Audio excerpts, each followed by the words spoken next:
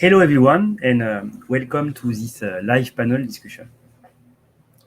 We are here tonight to talk about the fifth survey, an Asia coaching benchmark, which was conducted by the Asia Pacific Alliance of Coach. My name is Samuel Desmarais, and I will be hosting this live discussion tonight. So first, thanks everyone for being here. I really appreciate that you managed to make it. We have almost 200 people who registered today. So we know that some of them will not be able to make it.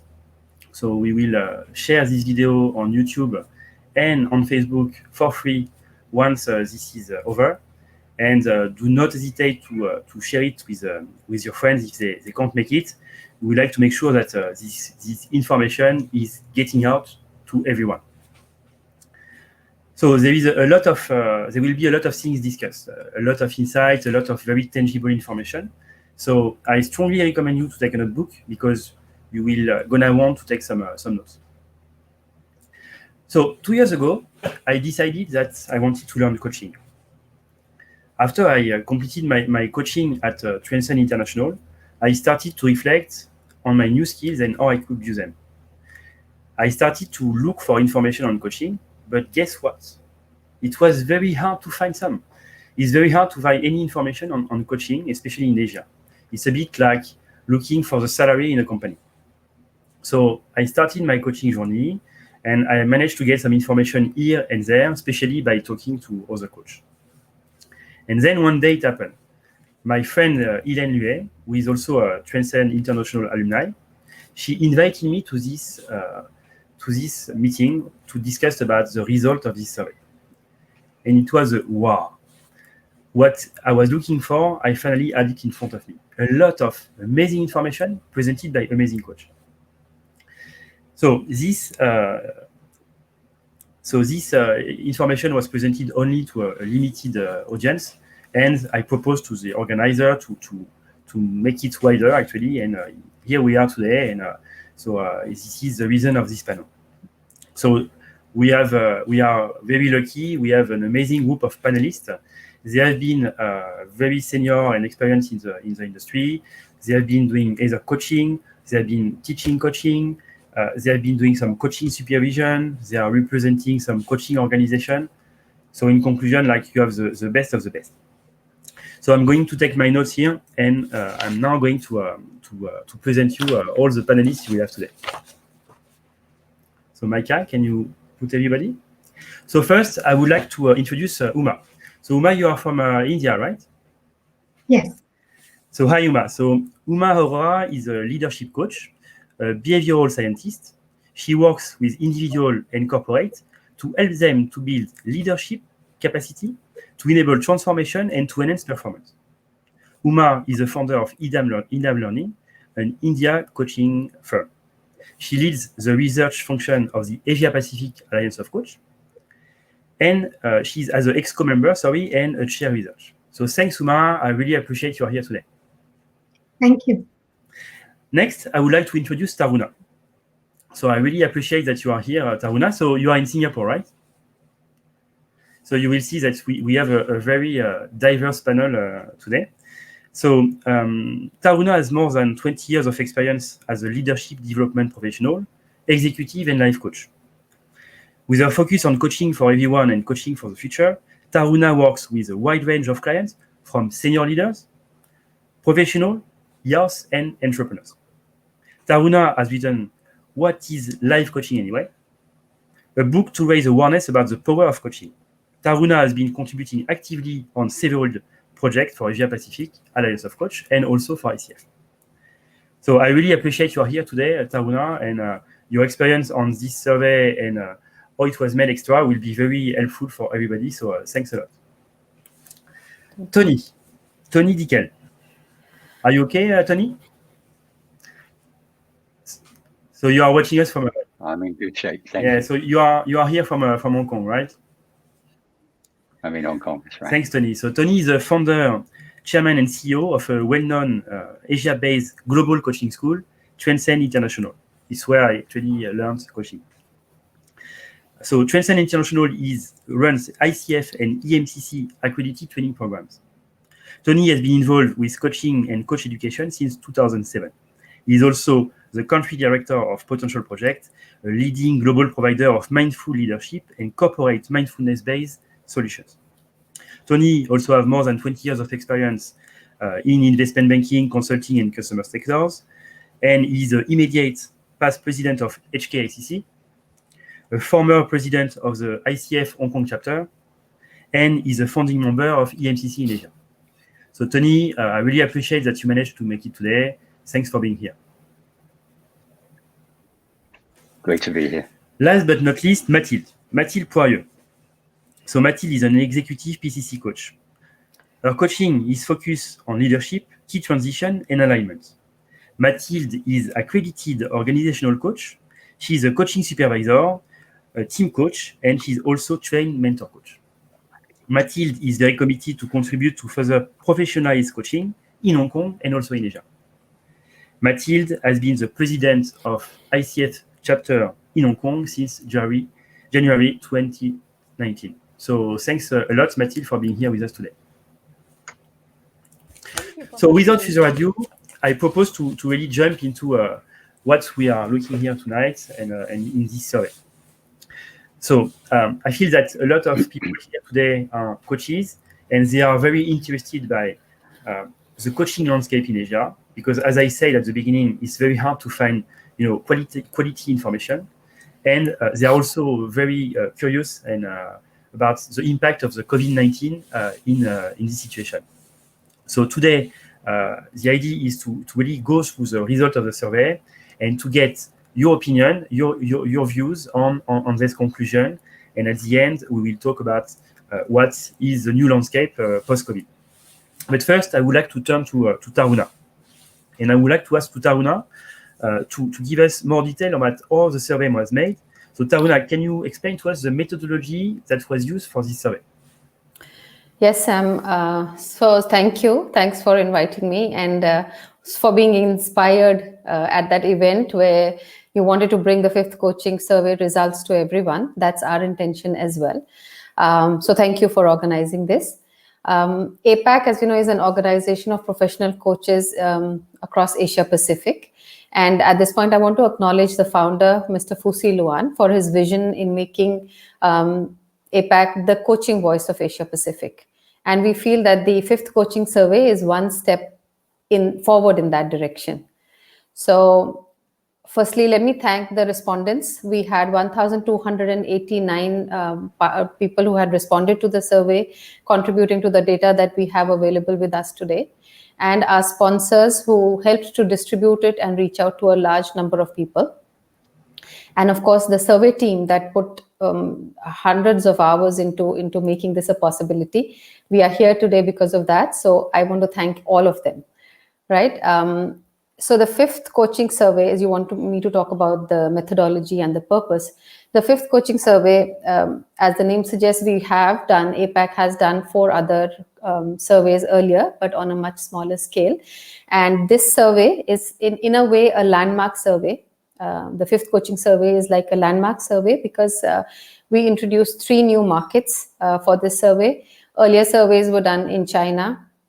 The 4th one included Hong Kong and India into this, but the 5th coaching survey now had Singapore, Indonesia, and Philippines also included in the survey, right? So that is one thing that makes it a landmark survey. The other thing is that this survey was distributed in 3 different languages: English, Chinese, and Bahasa Indonesia. So that makes it unique as well. And the purpose of this 5th coaching survey, so to speak, was to establish the baseline of coaching industry in the Asian markets, to study track its development over a period of time, and to come out with trends and insights that would lead to the advancement of coaching profession in Asia. I would say this survey, the 5th coaching survey, is unique and maybe even a first of its kind, because here we are getting the information about coaching, but from a very holistic manner, where we are getting the information from the respond with use the survey or who the coaching services, We got their responses as well as the providers who are the coaches. And in the coaches also, we got responses from internal coaches and external coaches.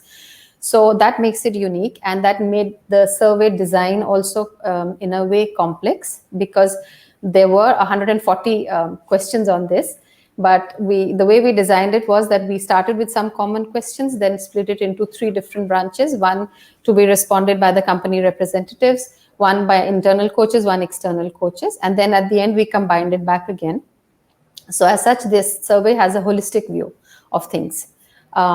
We had both qualitative and quantitative questions that were included, and so that makes it very, very holistic. That was the approach. We distributed it as an online survey with the help of our sponsors, our individual networks, and social media promotions. And we got 1,280 or 90 responses for that. So that talks about the robustness of the survey as such.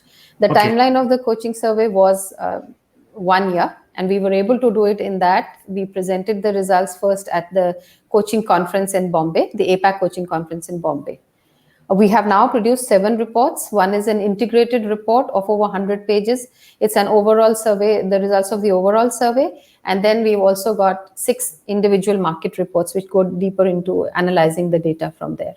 All these are available on the website, as you have also shared the link, Sam. So we'd like people to download, use it. It's free, and that's what we want, it to reach out to more people. So that's what it is for the survey.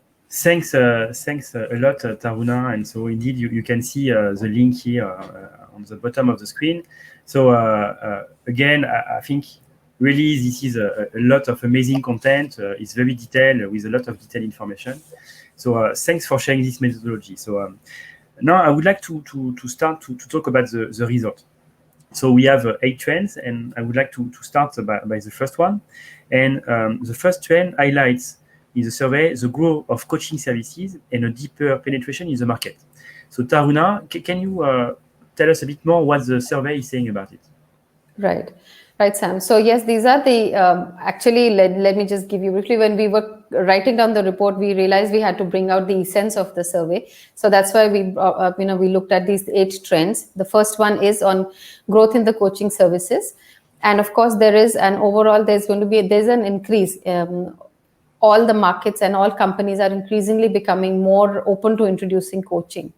Our survey actually revealed that only 2% of the companies say that they are unlikely to introduce coaching in the near future. And as compared to the 4th survey of 2017, 13% of the companies at that point said that they are not likely to introduce coaching. So it's actually showing that the coaching is penetrating, if people are knowing more about it and are open to introducing and using coaching. The few other things on this that came out was that there are new market segments that are opening up to coaching. Like, for example, the startups or entrepreneurs, NGO sector is opening up. Educational institutes are all looking at coaching, and they are using coaching now. We also see the emergence of certain creative niches or new niches that are emerging. Some like spirituality coaching is coming up in a big way. Well-being coaching, even business coaching, many people are using that. So this is just showing that there are new niches that are emerging. Coaching is growing. It's becoming more and more known to people. In the corporate area, coaching, although it is still mainly for the senior level, but we are seeing that trend of coaching penetrating to organizations now offering coaching to middle managers, junior managers, and even in some places to their management trainees. This is actually pointing towards the benefits and the value addition that coaching can bring in human resource development over time.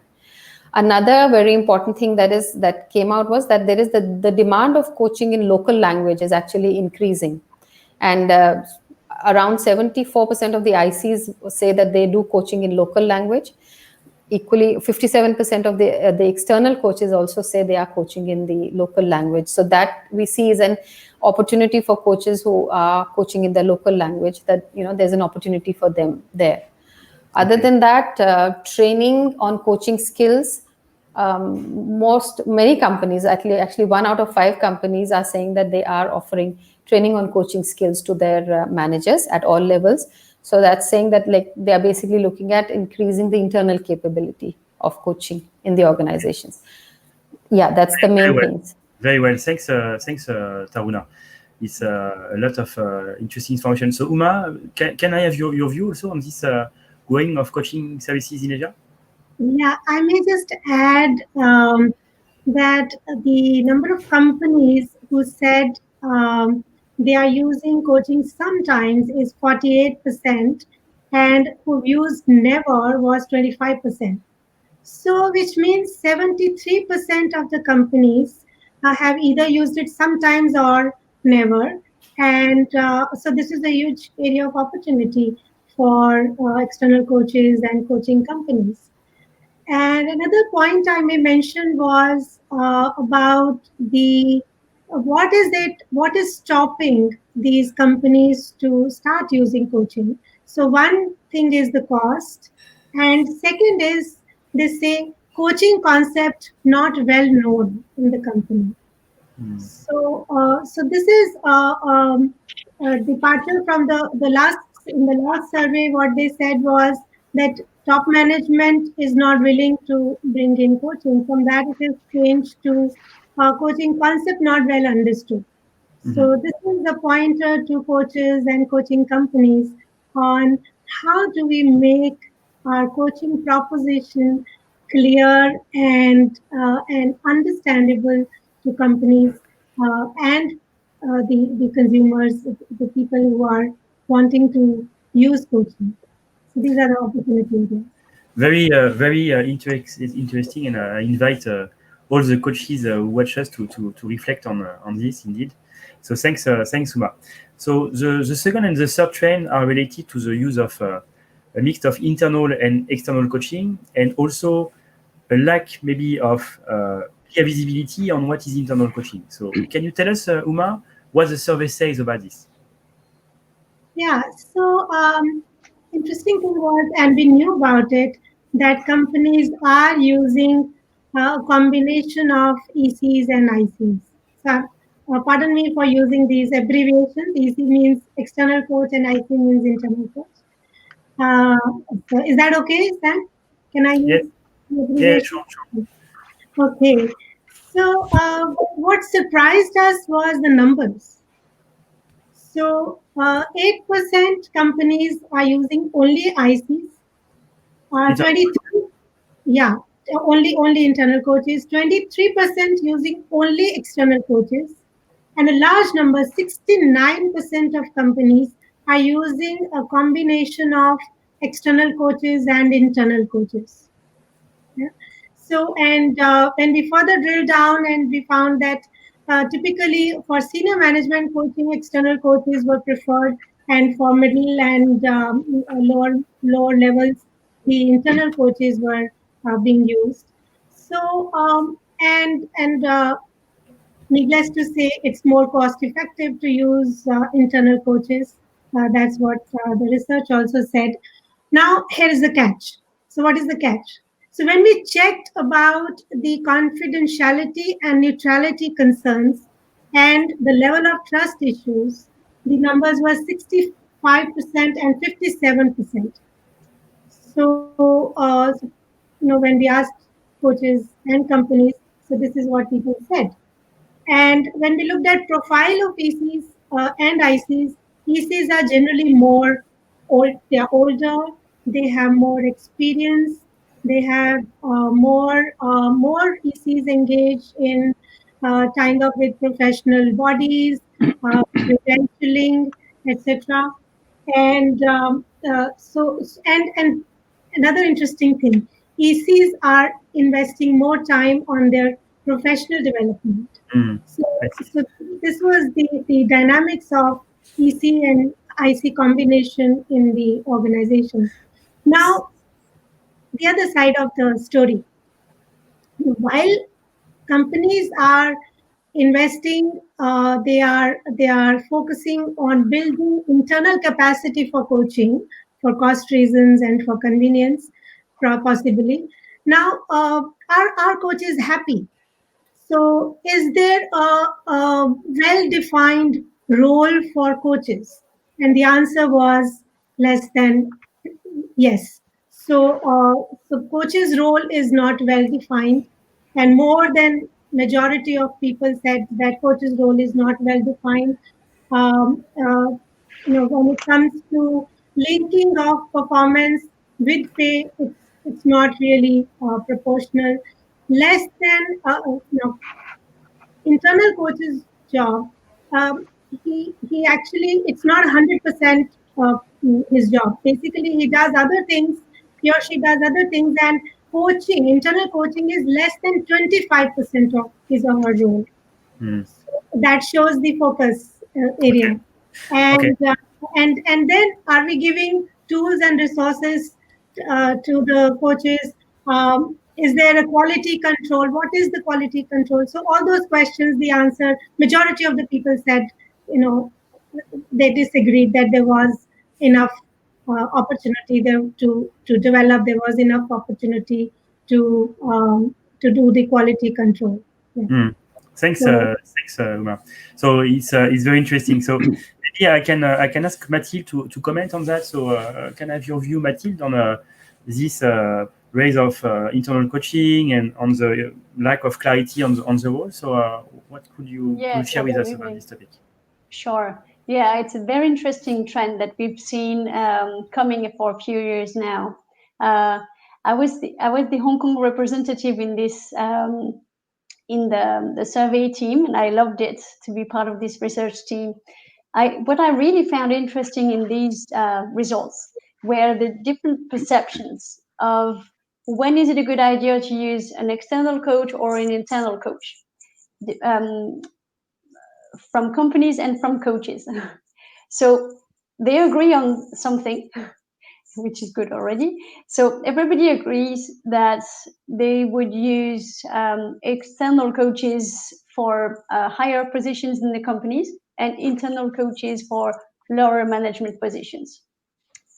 I'm not saying it's right or wrong, but at least everybody would agree on that.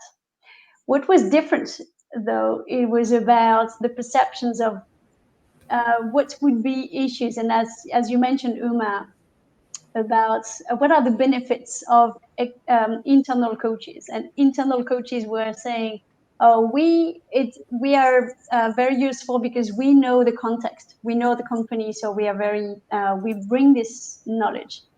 And external coaches were saying, "Actually, we are neutral." And these different perceptions were interesting. I see obviously benefits in both, and I would see, I think, an opportunity for more dialogue and more understanding of what is internal coaches. Because I think internal coaches can be neutral, very sure. How can they work out their role is still indeed an issue, I would say. How can they be more recognized for what they are doing is a question as well. And what about the confidentiality? Because I think it's also something which pop up. Yeah, totally. So confidentiality can be linked to neutrality. Confidentiality is anyway a requirement for any coach. Like, I'd like to highlight that as well. That's very obvious, but the perception of confidentiality is, I believe, more blurry in the companies. It appears that people, the trust is a bit harder to build in terms of, am I really, really sure it's confidential? Would be a question that people would ask themselves before talking to an internal coach even a bit more. Okay. Thanks for sharing, Mathilde. Tony, I would like to have also your view on this, and I think you want to talk about the effectiveness, of internal coaching. Yeah, I think. Thank you, Sam. I think the first thing is that there is no doubt that there is a trend towards internal coaching. That train has definitely left the station, and in terms of what we're experiencing as a school, we're getting a lot of people coming to us to basically now inquire about internal coach training, and we have actually trained 3 organizations since 2019. A total of 50 people in 3 organizations have been trained all the way through the International Coach Federation accreditation system to become accredited coaches. And the thing that is coming up again and again and again with clients, with their training as coaches through us or not, they're asking us about how they can be ethical. How are they able to manage the, if you wish, the paradox between the benefits of being in context, as Mathilde said, having context, and at the same time the real need to establish a psychologically safe environment. And I think in that context, what we're seeing is that the effectiveness of internal coaching is predicated on firstly the extent to which people have dual relationships with different people. Dual relationships obviously kills coaching, and because people start getting concerned about confidentiality. And when we've been supervising internal coaches, we see time and time again where people are actually stepping out, they're taking off the coaching hat in the middle of a conversation and saying something like, "Oh yeah, I can help you to get that sorted out," which seems great, but it's actually not coaching. It's not necessarily coaching. And so the psychological safety impact is very, very important. And another thing that seems to predict success is whether or not those internal coaches are being supervised by a supervisor. So this I would say is a very, very important factor. Internal, and this is an opportunity for everybody out there listening to this who may be threatened by internal coaching and the demand for internal coaching, but they can still coach these coaches, and so it could throw up additional opportunities or supervise these coaches. Yeah. Very well. So I think it's a good transition for our next trend. So the trend 4, which is about the professional development of the coach and also the coaching supervision. So maybe Uma, can you tell us what the survey says about this trend? Yeah.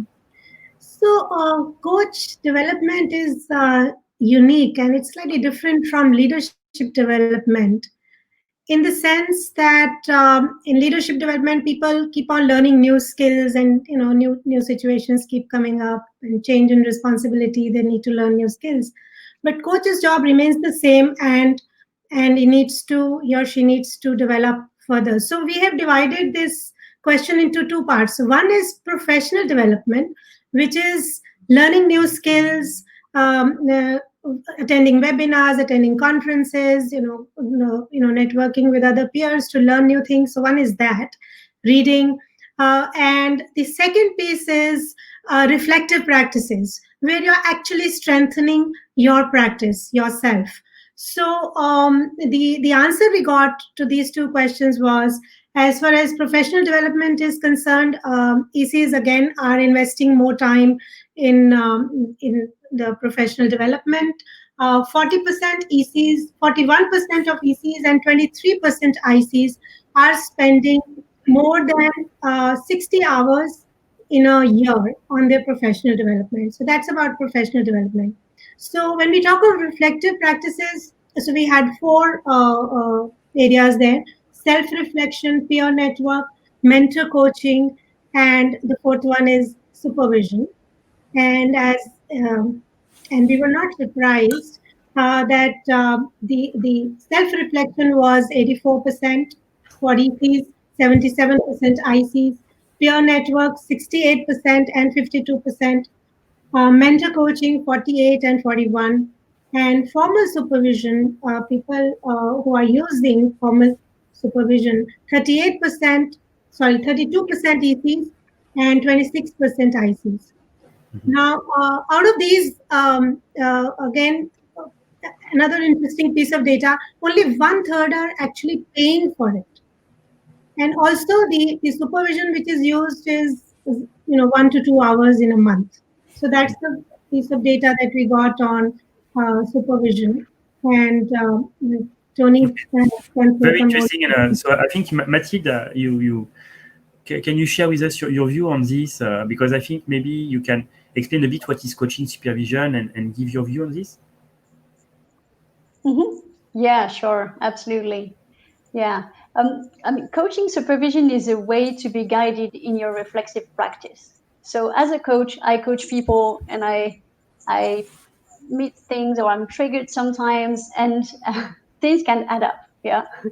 When we help other people. So coaching supervision is a place where we can go to a supervisor in a group or individual setting, and where we can discuss anything about coaching that is, anything about our coaching, actually. So it's really touching through the questions about why did this happen in this session, or something triggered my doubt or anything. Let's explore that. So it's really, supervision is really looking into who am I as a coach. I've been very lucky because when I graduated as a coach, I went for my ACC credential, and then I worked with a mentor coach to get this credential. Luckily, she was a supervisor as well, so I started to be supervised quite early on in my journey as a coach. And goodness me, I really am so happy to have been supervised. I've been supervised by a number of supervisors in different settings. I discovered a lot of things about myself, and I grew every time. But that's true that when you coach, you are a bit by yourself, right? Like you don't know if you are still doing what you should do, and yes, there are many slippery slopes, let's say, along the way. We don't have all the time, and along the way things can change as well. Yeah, as a younger coach, we can have a lot of self-doubt and questions about our capacity, like am I getting right? Is it okay? A bit of let's say need for validation. When we grow as a coach, there are different other risks. One risk about starting to tell people, like, I've found the truth, let me tell you, which is not coaching anymore. It can be interesting, but it's not coaching anymore. So being supervised is really like having a tutor to help you continue to grow, because it's never ending. Thanks, Mathilde. I like this image. So Tony, you have been in the coaching profession for a long time. So can you share a bit your experience on the coaching supervision? Yeah, similar to Mathilde, I feel I've been also trained as a supervisor now through 3 different pathways of training, and they're all actually a little bit different. And I have a personal view on supervision. Probably comes from my also psychotherapeutic background, and I feel that there is this kind of transformational coaching, which is more and more what is needed today to help people deal with this kind of increasingly complex world of profound change, that's happening, which I guess we'll talk about a little bit later on. But when we are presented with a client who is overwhelmed, who is stressed, it can trigger things within us that we may not be aware of. And a supervisor will really help us to notice what it is that might be being triggered within us because of as a result of what has triggered the client. I really believe that every single coach should have a supervisor. This is a slightly controversial remark, but it is a personal remark. In the same way that every psychotherapist must have a supervisor in order to maintain their accreditation with most bodies, I believe that this is going to happen with coaching as we are having more and more to coach people that are profoundly overwhelmed, and we need to help them to keep their eye on the prize. While that's happening, we need to keep our eye on the prize of what it is that we're actually doing to help the client to keep the eye on their prize, and everything else is noise. And a supervisor can help us to work out what that noise is for us and keep our eye on the signal rather than the noise. Yeah, so strongly support supervision.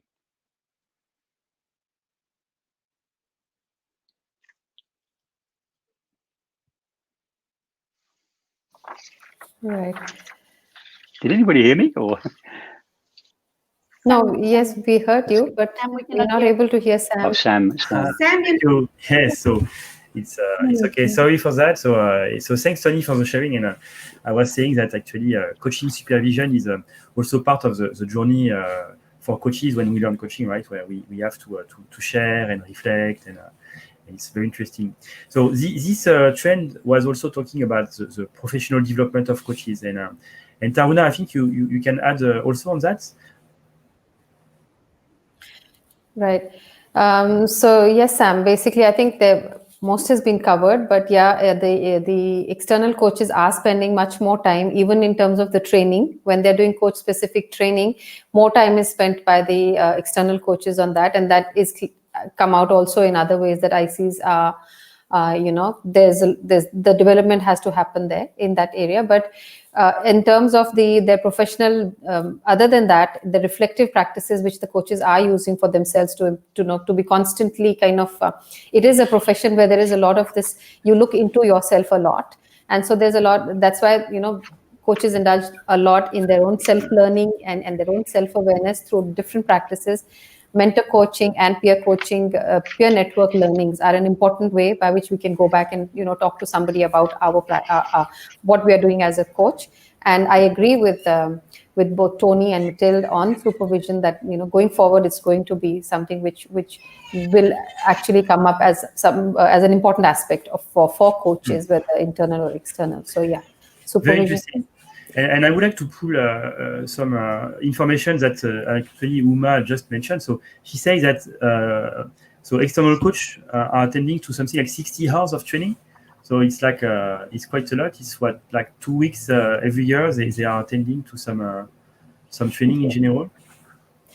Now they are constantly, yes, I think we're constantly looking at ways in which kind of what we can do to add to our skills. As you said, that coaching is something which there's always something new which comes up, and so as there is a need in the coaches to be constantly learning, that lifelong learning and being learning and keeping yourself. Okay. I think that's a need with all of us coaches. We really believe in going and learning more, and okay, so it's like on the disc profile, maybe like people who like to learn, and okay, very interesting. So thanks for this sharing. So we come now to the trend number 5, which actually when we prepare this discussion, I think is the one which was creating some debate, and it's about the influence of the culture in the understanding on what is coaching. And it seems that coaching is perceived a bit differently in Asia than it is in the West. So Uma, can you maybe talk to us a bit about that, and what is the survey? What does the survey say about it?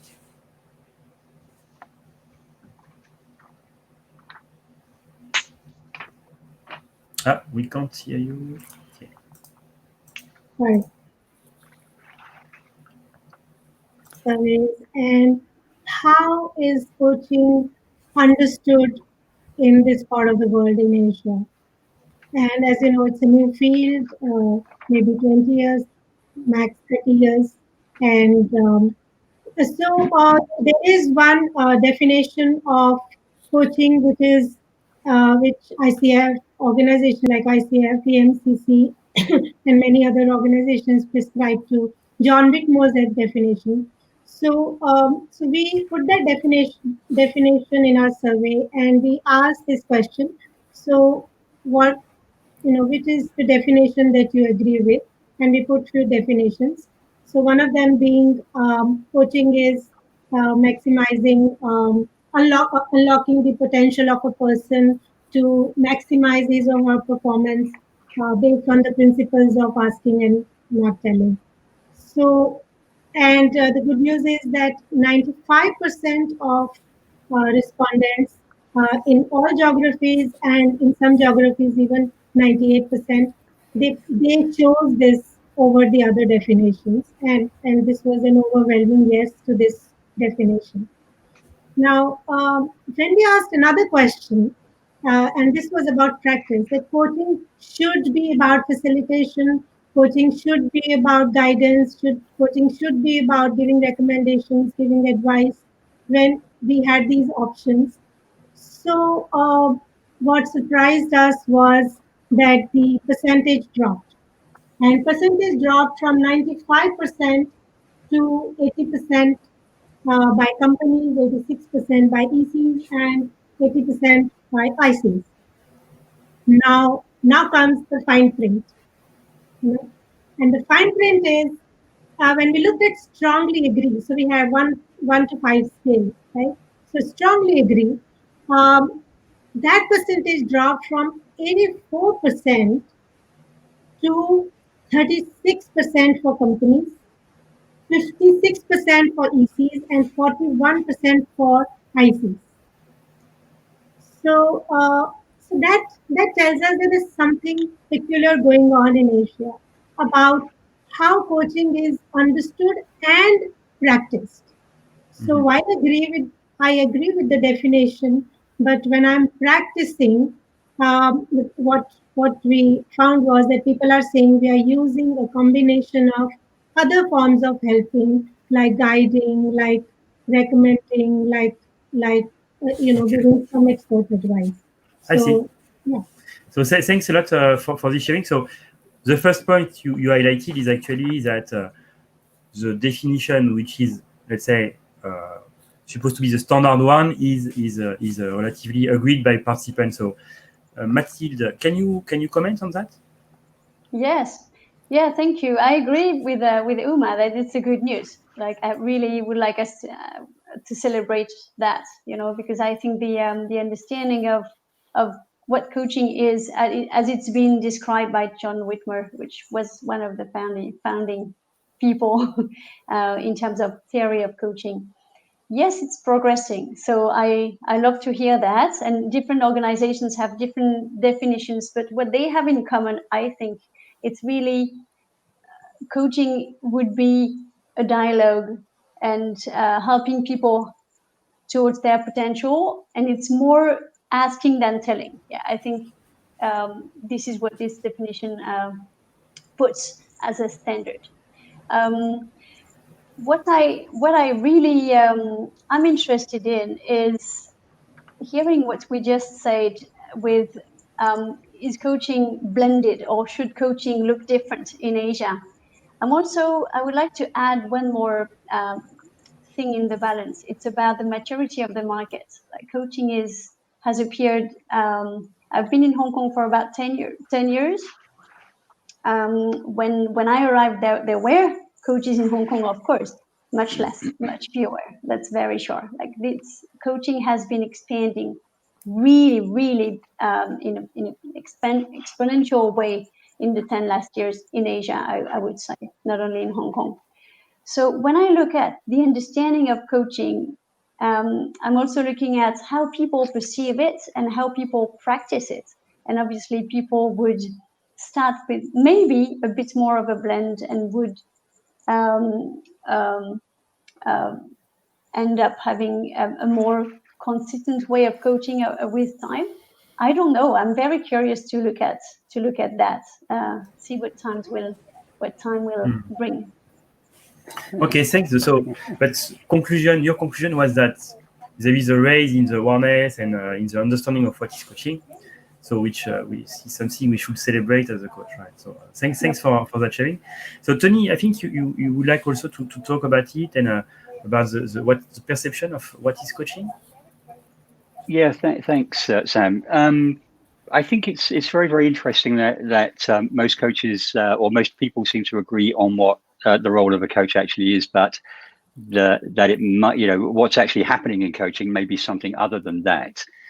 And what this throws up for me, and I've actually also noticed this in the context of supervision work, and what comes up for me is that this is one of the reasons why supervision is actually necessary, where the supervisor can help a coach to actually understand what is happening. They may well know, they've got the skill and the knowledge to be able to coach in the way that coaching is actually the most useful, which is avoiding giving too much advice or too much direction, maybe doing a bit of storytelling here and there, but not getting triggered into being the expert too much. And what is it's interesting that for different people, they have different reasons why they may be triggered into needing to be showing up as the cleverest person in the room or the expert in certain situations. So again, it's great that everybody agrees. It's interesting that maybe in coaching, sometimes other things are happening than what we call coaching.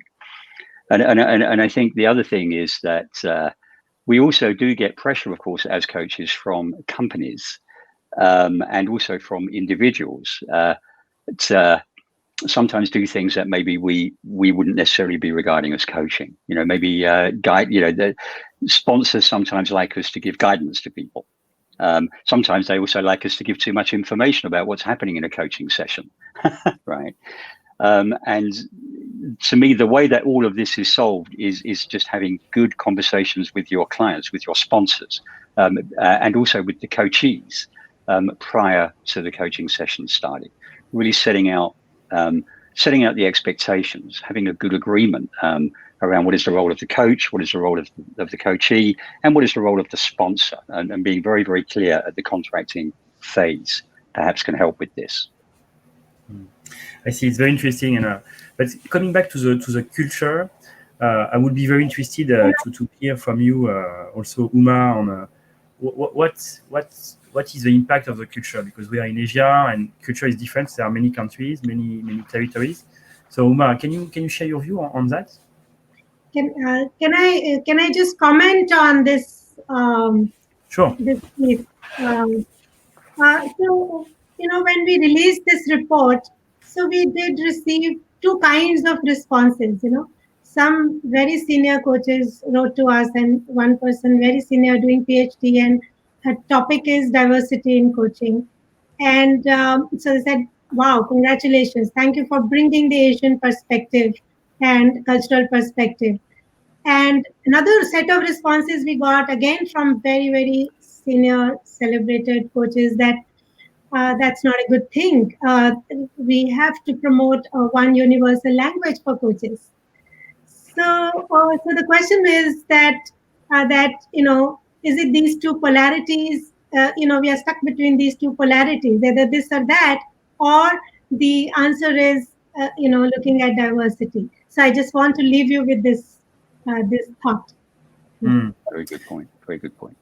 Yeah, thanks, Uma. And Taruna, can you also share your view on this? Right. So, Sam, I think what I wanted to say here is I agree with what Tony is saying, that as far as the companies are, that there may be this, we need to give more information. We need to have a better understanding, more clarity in what coaching is. And maybe they are looking at this as coaching as it's being conducted. They're looking at it as in a different way. But when it comes to coaches, I think as we are being trained and we are actually listening to that one universal coaching definition that is coming to us. But what happens here then amongst the coaches in Asia is that, we kind of start relating it to our philosophy, which the Asian philosophy or the Eastern philosophy, where we kind of start relating it to, this is what we have learned. This is what our philosophy and everything that we have learned. So I think that's what starts happening amongst the coaches. And so there is that duality or that need of understanding, which comes in. So I think that's where we are in terms of the the different cultural perspective of what coaching is on the ground. And what we are learning is definitely that coaching is not guiding, and it's not telling. It's basically asking them and not guiding or telling them anything to be done.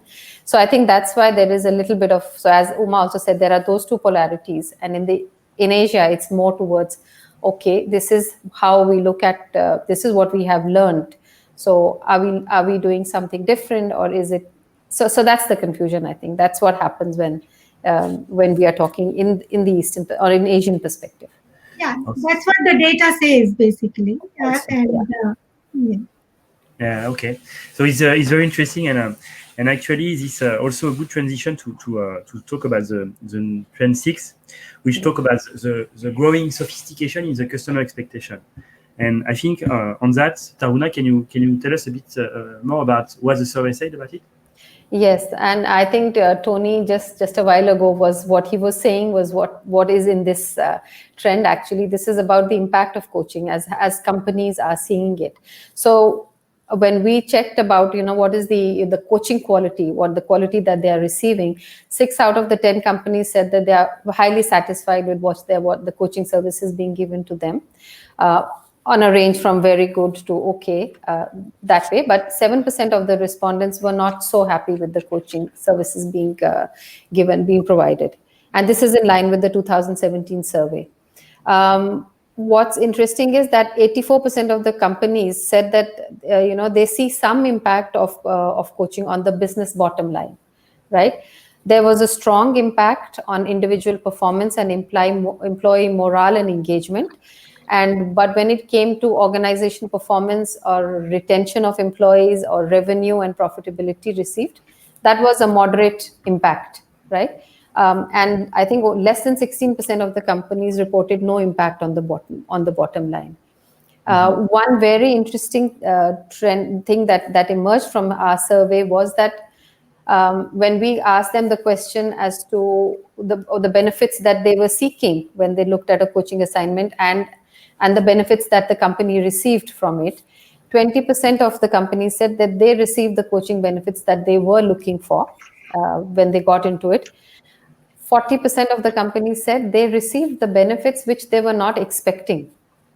Yeah, and this would be, I think, in terms of the coaches, the employees, their relationship with other people around, and all of that shifts as a result of coaching, which is not what they were expecting. So I think this is an important thing. This would actually basically, I think, what we need to strongly, we need to bring out is that the coaching and its benefits should be worked out. As Tony was also saying, there is that need to kind of talk about it and lay out in the beginning as to what is the effectiveness of the coaching process that is required. And most companies, they expected unanimously that this process should improve. And the top three things they wanted was clarity of the coaching objectives, the coachee's understanding of coaching, and the review and feedback at the end of a coaching assignment. Yeah, one very interesting thing I want to point out is that the boundaries were fluid, which is what Tony was also talking about. Many of the companies say that they do have those the coaching agreements, confidentiality, and those agreements are in place. But beyond that, companies are looking at maybe sharing of more information, maybe the assessment results of the coachee, or what is actually going on in terms of the content that is being used for coaching. So the boundaries are fluid in the coaching process set up right now. Yeah. That's something we need to look at. Very, very well. So I think if I come back to what you said at the beginning, I think there may be a misalignment between the perceived value of coaching and the expectation from clients. So Mathilde, is there something you can tell us about that? Yes, well, I really agree with what has been said already about our responsibility as coaches to establish a contract, like a real strong contract with the clients, and say, okay, coaching is this and this. You can expect that and that, or my other clients say they get this and this. What do you want? And to really work towards an alignment of what the client wants, what coaching can bring, and to have a strong contract. In the ICF core competencies, ICF provides a framework for what the coaches can learn to do and can develop in their practice. And one of them is about partnering. How can we, obviously establish the contract and the agreement with the client? And the word that comes all the time in this competency is about partnering. How can we will not impose anything. We need to listen, of course, it's definitely what we do every day, but how can we partner and co-create this agreement together with the clients? It's really, if it was easy, we would probably not be discussing this, but this is very critical. And I believe as coaches, this is a big responsibility we have to further advance coaching as a more mature service in Asia. So that the clearer we get with our clients, the more impact we can bring to them. Yeah, thanks. It's very interesting. So, Anthony, I think you talked earlier about the measures of effectiveness on coaching. So, can we have your opinion on this? Yeah, but just before I say that, I think we do have, I think, a responsibility, an ability to educate our clients on why coaching actually works. Right? Rather than just kind of accepting everything that they tell us, they may tell us that they want to have information, they want to have the results of the 360, and they can have, if they're paying the bill, maybe they get the right to say what they want. I would never personally do anything that the coachee doesn't know that I'm doing. And even if they do know, I would feel that I would want to educate the company around the fact that, okay, we can share these reports, but it will impact on the efficacy of coaching. The coaching will be less effective the more that we share with you, because one of the primary reasons why coaching works is because of safety. And if you undermine safety, then it's not going to work. So I think this is very, very important. And around organizational expectations from coaching, if companies believe that they're going to be able to see an immediate or short-term bottom line impact of coaching, then I think there's too much distance between the actual coaching and the outcome of financial results. And I think companies need to look at it in terms of return on competency development. It should be up to the company to decide what competencies they would like coaching to be able to help with. And of course, you can measure that by doing benchmarks and then doing post-coaching surveys to see whether those competencies have been developed. And if those competencies have been developed, then surely it's up to the company to realize that, to work out that those competencies, which they have said they would like to develop, are likely to have a sustainable long-term bottom line impact. So again, related, return on investment should be more related to the competence of which we are helping the client to develop. Thanks, Tony. So I would like to come back on your first point on somehow the positioning of the coach, and because I started my career as an auditor within an audit firm, and me too. Actually, it was a bit the same position, right? Because you pay some people to audit you. So, what can you say about that? So, is it about because maybe coaches are a bit isolated themselves, and they are not going through like a big company to. I don't know. What is your view on maybe this link between audit, maybe where the company pay auditors to review their accounts, and the fact that they still have to be independent, like a coach? That's a very, very good question. And I say to clients all the time that my first responsibility is to my client. The client is the person that's sitting in front of me being coached. And there will be things that the clients may ask for, and I will say, look, we don't regard this as being best practice. So, for example, it's very often that a client will come to me after 4 sessions and say, hey, what's going on? What are you observing from in your coaching sessions?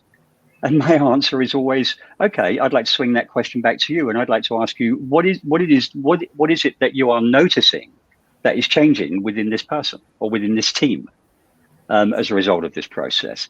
So I will really try to avoid answering questions which are details of what's going on in the coaching.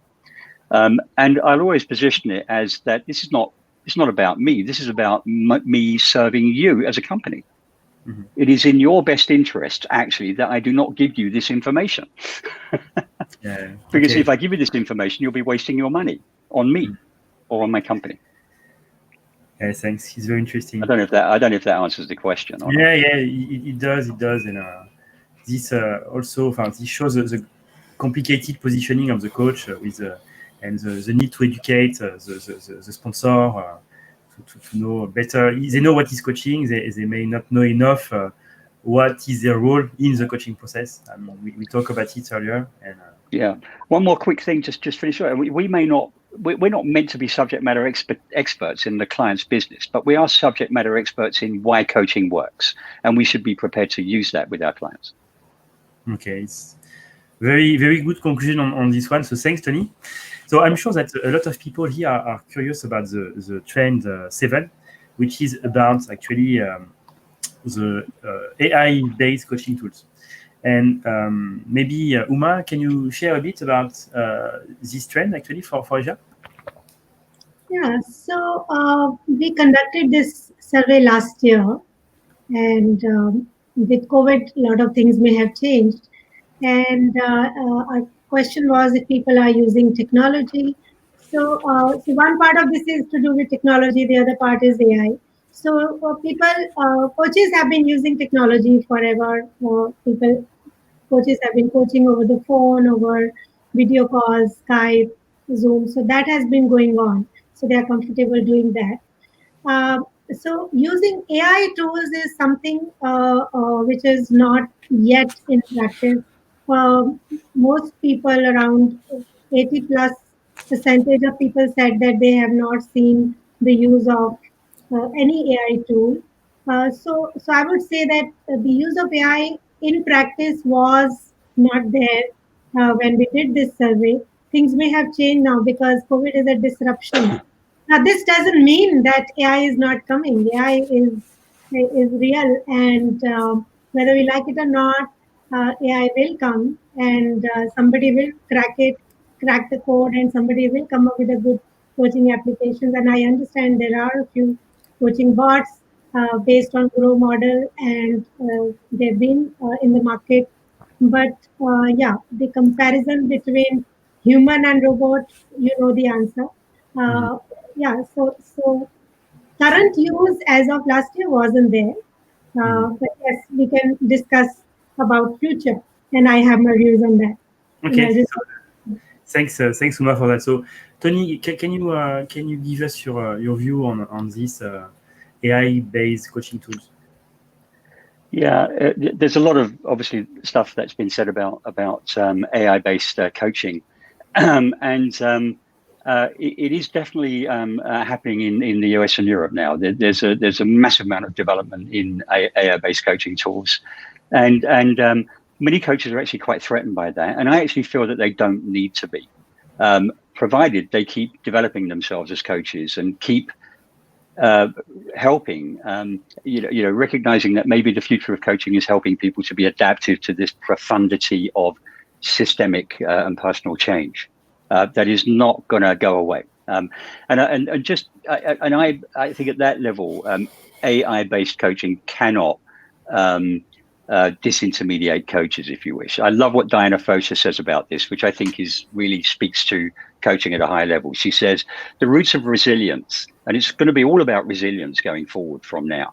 The roots of resilience are to be found in the sense of being understood by and existing in the mind and the heart of a compassionate, attuned, which means connected, and self-possessed, which means grounded, other human being. And that cannot be a robot. It needs to be somebody who is empathic, able to respond to what is being offered with kindness and compassion. That person needs to have that entity needs to be flesh and blood. It can't be a robot, in my opinion. Thanks for that. Taruna, you want to add something on this? Yeah, just a little. I think I agree very much with what Tony is saying. As far as the AI tools, I think what I came across was somebody working on a tool for wellness, well-being, and it was when I kind of went through it, I realized it was very much a yes and no, and it was not even judging. It was not able to even judge the mental state fully. So I think while AI and the apps are there, it's a big talk going on about it. They may come up and use take away some of the basic parts of coaching, but it definitely, there is no way that developmental and that human interaction and the transformations, AI will definitely, you need a human being there for that kind of change in you. Thanks, Taruna. So I think we are coming now to the last trend of the survey, which is actually the future outlook, trend number 8. And I would like to come back again on the internal coaching. And I think we say that this is developing. So there is a raise on the internal coaching. And we said also that it was still a bit unclear on the role of internal coach. So maybe, Mathilde, can you give us some more detail on what is going on with the ICF on this? Yes, well, there are many people working on internal coaches because definitely it's a trend that we've seen grow, and companies companies need support on that. Yeah, what the ICF is doing is to put standards, as other coaching bodies, to put standards in practice, so that the coaches know where they are at, and also so that everybody knows about coaching, like what would be an efficient way, what would be a way to integrate coaching in your organization. So one very recent change that already has been put in place is that the ICF has revised their code of ethics a few months ago, and internal coaches are mentioned in there. So it means that now, as a coach, any form of coaching would anyway be recognized in the standards. I think it's an important change, so that whether you're an external, internal coach, the code of ethics would be similar. So I would expect more growth on these topics, and I know there are a number of work groups working on internal coaching within the global ICF. So it's really definitely coming. Thanks, Mathilde. So you want to add something, Tony, on this? In terms of internal coaching? Yes. Or in terms of the growth?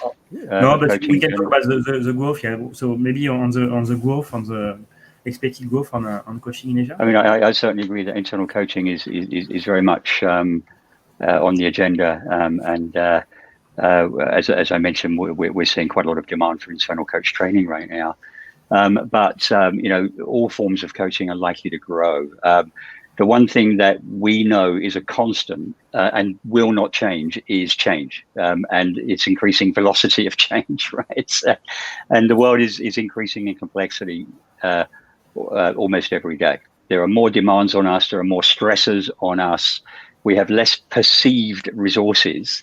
There's much more fake news, of which much of it is actually beginning in here in the mind, in terms of how the mind is actually reacting to the things that life is throwing at us. And coaching, so I would say that coaching, which is helping people to build psychological capital or psychological flexibility, so that they can both build and remember their resources in the midst of all of this complexity, will continue to grow. This is what we do as coaches, So coaching, maybe to summarize that coaching will grow because it's probably the best way to help leaders and team leaders to inspire, enable, and empower and engage their people and others, especially when things are profoundly overwhelming, as they are today. And it's going to get much more so in the future. It's not going to get any, if you wish, better. So you say that. No, yeah. Sorry, go ahead. I was going to say that our job is to help people to just be better than others, or better than their competition, at being adaptive to this kind of change that many people regard as threat, and others see as opportunity. Right? So it's just an issue of how do we help people to be the best that they can be, especially when under stress, because stress is always there. It's very interesting. So considering that, what do you think, Uma, are the opportunities for coaches? Yeah. So as I said, AI is, I'll use the phrase that Tony used, is a train that has left the station. So it's not about inferior or superior, or it's not about AI is good or bad. Sophia can, I believe, express 60 emotions. So someday, and today, of course, there are no good coaching apps in the market, but someday somebody is going to crack the code and they are going to get better and better at it. And and on the other side, there is increasing demand, and we are talking about democratization of coaching. So somewhere organizations will start using coaching apps. So now the challenge for coaches is, I think, two things. One, how do coaches continue to elevate themselves and to learn new skills which robot can't copy? So I think that's the challenge, and that's the continuous development of coaches is the key. So that's one. And second is, it's not either or, but it's how do we befriend technology and not be afraid of it. So in future, so I think we should be ready for embracing technology and elevating ourselves along with it. Yeah. So it's very interesting, Uma. So it's a good transition for actually the last point we wanted to discuss today about the impact of COVID-19. So you talk about embracing the technology. Maybe Taruna, do you have can we have your view on that and the impact, and maybe how the coach have been resilient in this situation? Right. Yeah, so I think COVID is something which is totally unprecedented. Nobody was prepared for it, and the world is still we're reeling under it. The only thing that will see us through as any human being would be being more resilient and adaptive and changing. So I think as far the coaching at the moment, I mean, everything we really don't know. There may be the budgets are cut, but the companies, everybody is just waiting and watching. But I believe that this is just a temporary phase, and coaching will come out even more stronger, because there will be that need, and I think it will be more focused on people developing that resilience and that ability to overcome the changes then. And as Tony has said, there are a lot of changes. It's not going to be lesser. We'd only have to adapt ourselves and get better. So as a coach, the role would be to help people who are going through all this, the anxiety so the anxiety and the burnouts that may come along, as we see with the jobs being lost and all of that. So there's going to be a lot of anxiety, and as coaches we need to hold the space for people. We need to help them to overcome that. For that, as coaches ourselves, we also need to be prepared for that. We also need to be more resilient and adaptive. So, Mathilde, do you want to share your opinion, Mathilde, on this? Yes, well, I fully agree with what you just say, Taruna. It's very important. One thing you mentioned several times, Sam, is that coaches tend to be lonely. I'm not sure I agree with that, actually, because I mean, look at us. We don't look too lonely, do we? I think we are good at. I mean, the coaches I know, we are good at coming together. And I think in what's happening now, it's very important that we stick together, and in whichever form, but get together through groups, associations, co-supervision, peer coaching, anything that can really help us belong, help us grow, and help us stay balanced. Because when we are balanced, then we can better help people and we can sustain. Yeah. So stick together. Tony, you want to rebound on that? Well, just related to COVID, it's just, nobody deserved it, nobody asked for it, but nonetheless it is actually here. And so this is and just an example. It's one example of change in a way that is being pushed upon us by external factors that we can't control. And if it's not COVID, then it's social movements. If it's not social movements, it's climate change or political movements or whatever it might be. They're coming. And they're coming simultaneously and profoundly at a higher and higher velocity as the world is becoming more complex. And I love what I think our role as coaches in a way is to help people to recognize that they may not be able to stop the waves that are coming, that the things that life throws at us. But in the midst of all of that, our job maybe is to help people to learn how to surf. We can't stop the waves, but we can help people to surf them and keep moving forward and riding it. If I have anxiety or I have a problem, then it is possible for me to ask the question, okay, ouch, this is painful.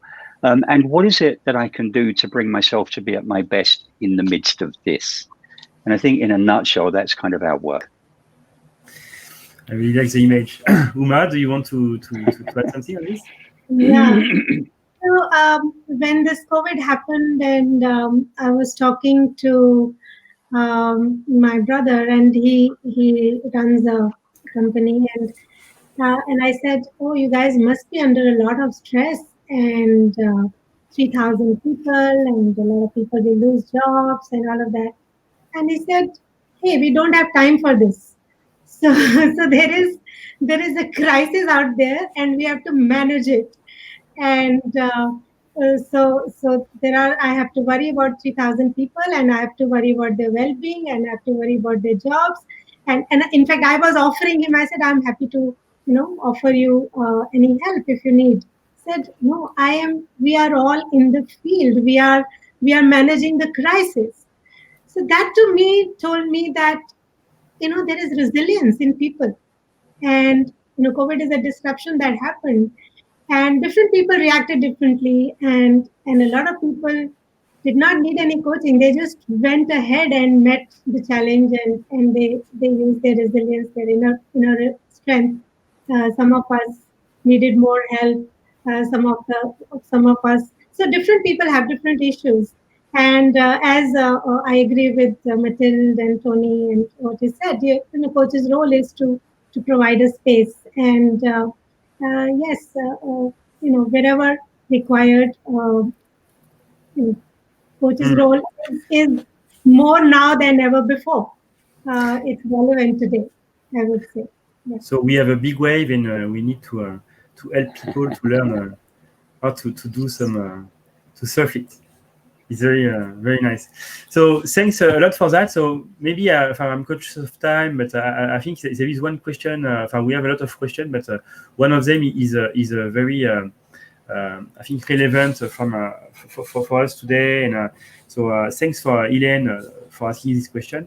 So actually it's addressed to Mathilde, but I think collectively I'm happy to have your opinion on what is actually what do you think is the most interesting point for the results for Hong Kong comparing with the rest of maybe not the world, but at least Asia? Yeah, thanks for the question. Actually, what's I found interesting is that I was very eager to get the results by country, or by market, let's say, because it's always very interesting. So we got the results for the whole region before, and so I researched and I looked and I like, okay, so what's actually different? It was interesting. I think I saw two things, but I'd welcome Uma and Taruna's comment because they know the data by heart. I would say by comparison with other markets, coaching has been around for a bit longer in Hong Kong than in some other markets, and several things showed that, like in terms of penetration in the markets, for example. What I was eager to see and I've not seen yet is deeper penetration in the local corporates in Hong Kong, and I think there are opportunities there. So it was slightly lower, I would say, and I'm eager to have Hong Kong coaches go for it and coach in Cantonese and coach in the local markets. There are huge needs, I think. Another thing was about where is it? How people. What are the reasons why coaching is not adopted yet?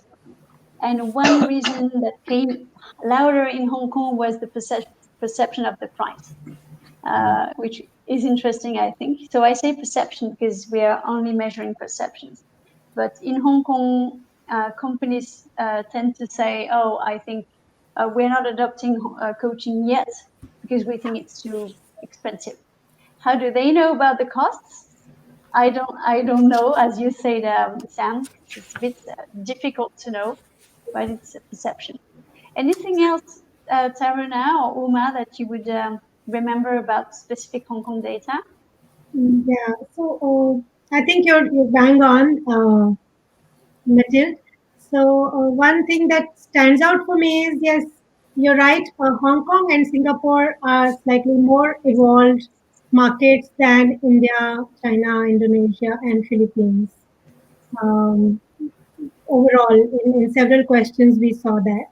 And another peculiar phenomena which I did not understand was that in India, the number of male coaches who responded was higher than females. So I couldn't figure out the reason. But yeah, so in other places, it was almost equal, or females were actually outnumbered men. But in India, men outnumbered women. So, Thanks a lot, Uma. So thanks again for your time. So we will post this video, as I mentioned at the beginning, on YouTube, Facebook, and I will also write an article summarizing the main outcome of the discussion. But I really invite you to download the report. This is really a lot of information, and we just really talk about the conclusion, the trend, the surface, but you can find there really a lot of quality data. So you can see the link on the page here on the bottom of the video where to download it. So thanks again for joining. So I invite you all to join our group at your best. We invite coach, and we will continue to organize some events like that. Our intention is really to make the coaching more affordable, more known by everybody, by inviting some coach who will share how coaching works, how do they do, what are their tips, what are their tricks. And so really join us and stay tuned. But again, a big thanks to all of you for attending tonight. It was really an honor and a pleasure to have you. And I'm sure that all our participant audience had a good time. So thanks a lot. thank you so much, Sam, for organizing this. Thank you very much. Thank you. Thank you, Sam. Thank you. Thank you.